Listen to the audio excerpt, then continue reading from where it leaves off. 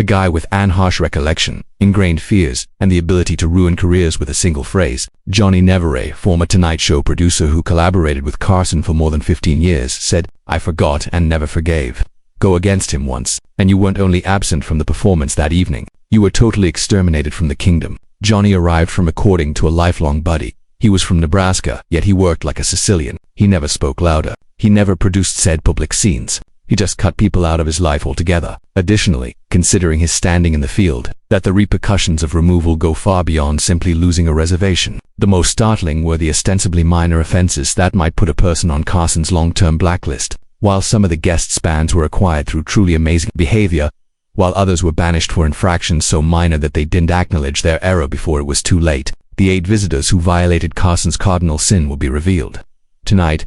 Sins. The celebrities that were permanently expelled from the most influential medium in television, frequently with terrible effects on their lives and jobs. Furthermore, although Joan Rivers' treachery may be the most well-known of these career-ending transgressions, it was only the start of Carson's vicious tactics against those who crossed him. Only after Carson's passing were some of these prohibitions repealed, as they had been in place for almost 20 years and made room for new hosts who are disloyal to the king's resentments. However, let's first examine the betrayal that devastated Carson and spawned the most well-known feud in TV history, an injury so severe that death couldn't cure it completely. The treachery. You are all familiar with Joan Rivers, my next guest here in Century City. She's making an appearance at the Plaza 4. She will spend the remainder of the week there. Joan Rivers, the first Carson, was devastated by the treachery of his protege. Joan Rivers was more than simply another Tonight Show performer. She was a carefully chosen protege of Johnny Carson, whom he personally cultivated to become the first permanent visitor host in the history of the show, a role that instantly elevated her to one of the most influential female comedians. Johnny didn't implicitly endorse Joan by giving her a platform, according to a writer who collaborated with both comics. In Carson's endorsement felt like a kick in an industry where female comedians were still struggling for basic respect. Her career was made by him. Over the years, their business partnership had developed into a true friendship. Carson encouraged Rivers to attend private dinners, gave her advice on her writing, and openly acknowledged her brilliance during a time when women comedians were frequently thrown out. Carson became a father figure to Rivers in a field where she was in dire need of an advocate. Joan used to claim that Johnny was the first influential figure on TV to make no requests, revealed a longtime buddy of Rivers in exchange for his assistance. He only supported her because of her talent, and she was extremely appreciative, which is why Carson was so devastated by what transpired in 1986.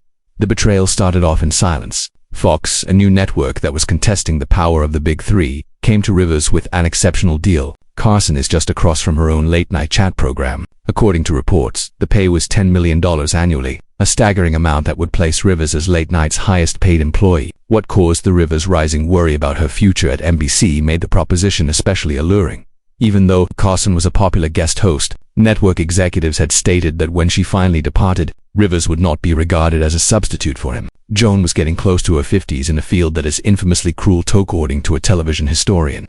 Elderly women. There was more to the Fox offer than money. It had to do with safety and responsibility for her career. After accepting Fox's offer, Rivers was left with a painful conundrum. The best way to inform Carson, the man who had helped launch her career, and whom she truly adored as a friend and mentor. The conversation frightened her. That verified that Rivers collaborated with a producer during this time. She continued to put it off in the hopes of finding the ideal of the right words at the right time. That time never arrived. Instead, the news was leaked by Fox to the media prior to Rivers telling Carson directly, although he didn't hear about her defection directly from her from a Variety magazine headline. For a man whose early years had been characterized by emotional desertion, a father who was far away, and an unapproving mother, this imagined betrayal struck to the heart of Carson's deepest fears. Johnny, a staff member who was there that day, stated that he went white as a sheet when he saw the headline. He didn't shout. He didn't toss anything. She didn't even call me. He replied simply, and entered his office.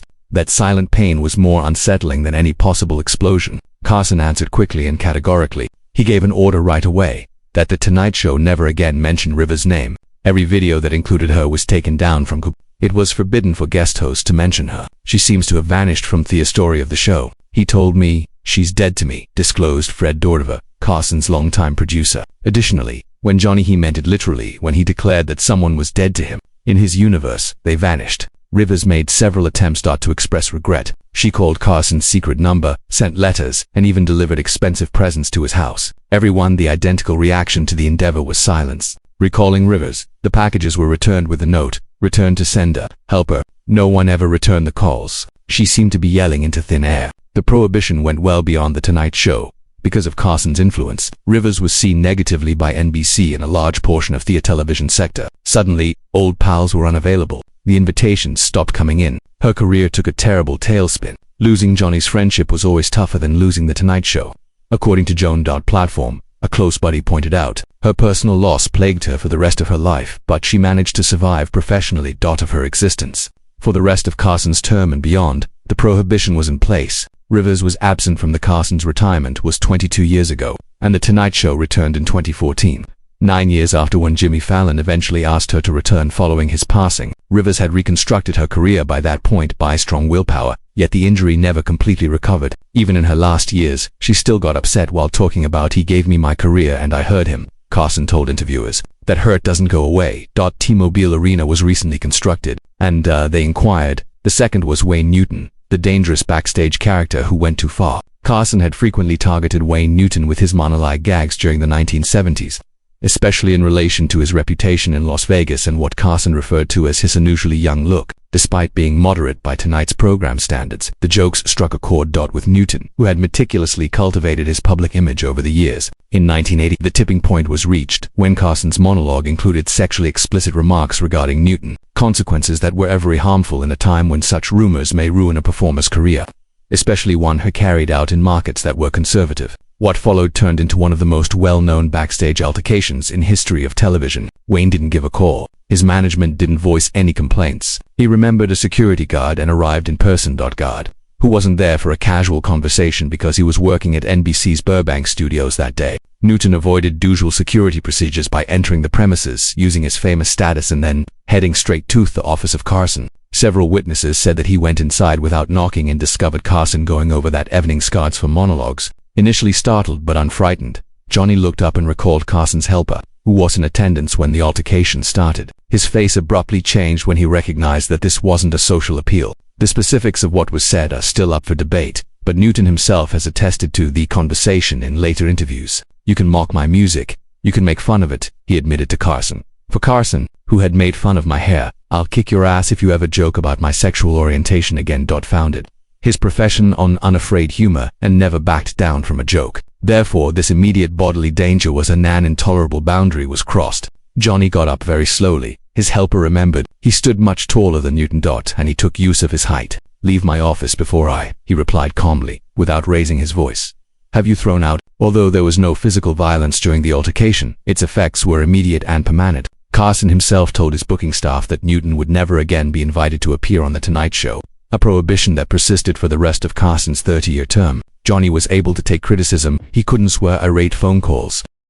It was catastrophic for someone like Newton, who was attempting to grow outside his base in Vegas. Newton has talked about the ban in the years since, saying he has no regrets about going up against Carson. During an interview in 2007, "I would do exactly the same thing today," he said. "Even if there is a cost, there are some things that are worth standing up for. To pay professionally." This suspension is especially noteworthy because it exposed Carson's zero-tolerance stance for anything he thought would jeopardize his physical security, or the safe atmosphere he established at the Tonight display. Threatening the man himself was unacceptable, even though he might overlook professional blunders or even slights. An offense from which no restitution was possible. Simply put, that was the most modest I see a sort of self-assured entry. 3. Charles Grodin. Comedy that was combative went too far. Charles Grodin seemed like the ideal Tonight Show guest on paper, quick-witted, clever, and able to deliver the kind of dry, slightly cynical comedy that Carson himself preferred. However, what started eventually changed from being a fun diversion from the typical celebrity interview format to something that profoundly upset Carson,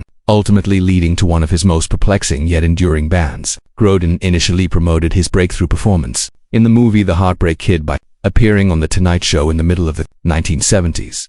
In contrast to most, have adopted a different strategy from guests who came ready to share prearranged humorous experiences. He performed an aggressively confrontational version of himself, refusing to answer Carson's inquiries and displaying a slightly antagonistic attitude toward the host. Johnny was taken aback the first time he did it, but he played along admirably and recalled a writer who contributed to the show, being a master of improvisation.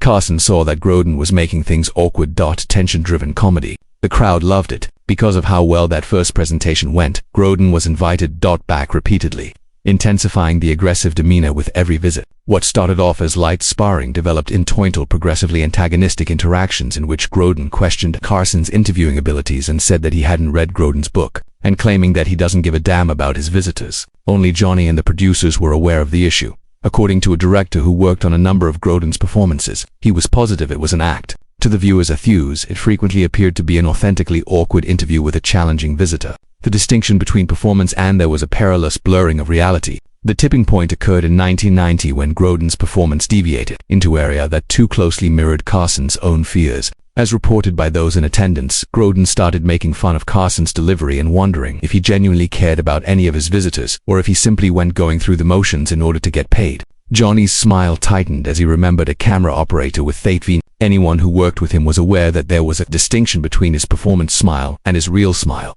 Difference right away. This fake smile indicated that he was no longer amused. Why Grodin's remarks were especially scathing since they addressed Carson's biggest weakness: his struggle with closeness on an emotional level. A man with 4 previous marriages who was infamously aloof, even with close Carson took exception at any implication that his friendliness on air was purely theatrical. Johnny performed till the end of the piece, but as soon as they entered the commercial, he turned to his producer and stated, "We're done with that." A staff member who heard the conversation disclosed, "Those 4 words alone."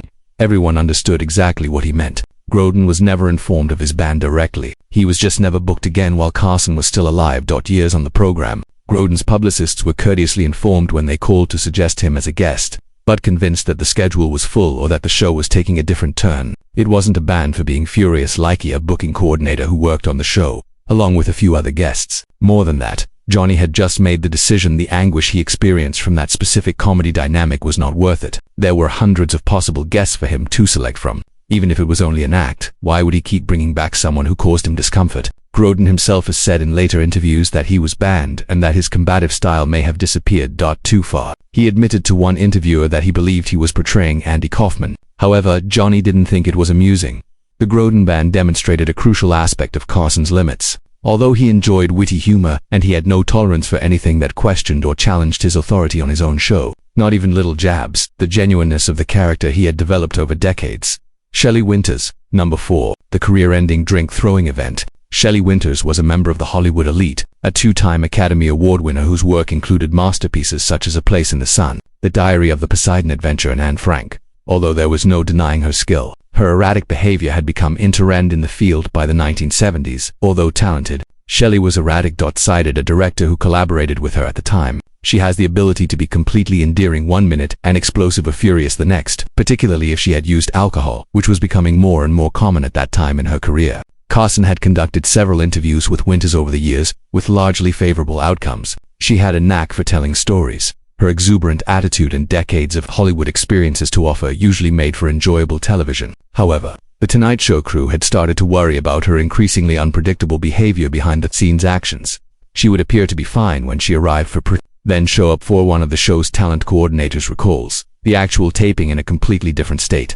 At every time we reserved her, it turned into a bet. Which Shelley would we get? The event that brought Winters' hair a disastrous debut in 1975 resulted in a permanent ban. Incorrect. Practically as soon as she took the stage, several witnesses reported that Winters appeared confused. As she sat down in the guest chair, she was clearly slurring her words. Johnny made an effort to carefully lead her through but Shelley kept cutting in, shifting topics in the middle of sentences, and saying things that didn't really relate to the inquiries. Recalled a camera operator who was there that evening. Carson was seen. He was trying to keep the conversation looking like a normal one, but it was becoming more and more tense. Though when Carson made what appeared to be a harmless joke about Winters' wet, a subject she herself had joked about in earlier appearances, but this time her response was remarkably. One stagehand who saw the incident remarked, "She just snapped." She was giggling for a moment, or actually didn't even seem to laugh, and then she threw her whole drink in Johnny's face. Not much of a splash, or the crowd let out a gasp, a sip, the entire glass of whiskey, ice cubes and all. Carson, obviously frightened and soaked, remained composed enough to promptly request a commercial break. However, others in attendance claimed that his well-known instant the camera stopped rolling, self-control was gone. He got up, soaked, and simply left the set. Recalling a producer, he said nothing. The look on his face was pure murder. Throughout my years of employment with I had never seen him so furious. After withdrawing to his dressing room to change his suit and tie, Carson came back to complete the performance, demonstrating his professionalism. Winters had been swiftly led from the structure. Throughout the intermission, the consequences were immediate and irreversible. Carson himself gave his booking staff instructions that Winters was prohibited from appearing on The Tonight Show ever again, a prohibition that persisted for the rest of his 30. It wasn't just about the drink, a producer who spoke with Carson about the event clarified. Later, Johnny believed that the host and guest had an unwritten agreement based on respect for one another and professionalism. Actions. That contract had been broken by Shelley in the most egregious and public manner imaginable. The prohibition had major repercussions for Winters' subsequent profession. The Tonight Show served as the primary advertising venue for any actor who needed to promote a project. And being denied access to Carson's couch meant losing millions of possible viewers because of her age and reputation for difficulties. She was already getting fewer movie jobs, said a Hollywood agent who knew Winters' background. When she lost The Tonight Show, one of her few remaining relations with the general public, although she was still able to work, her days of receiving a lot of attention were essentially finished.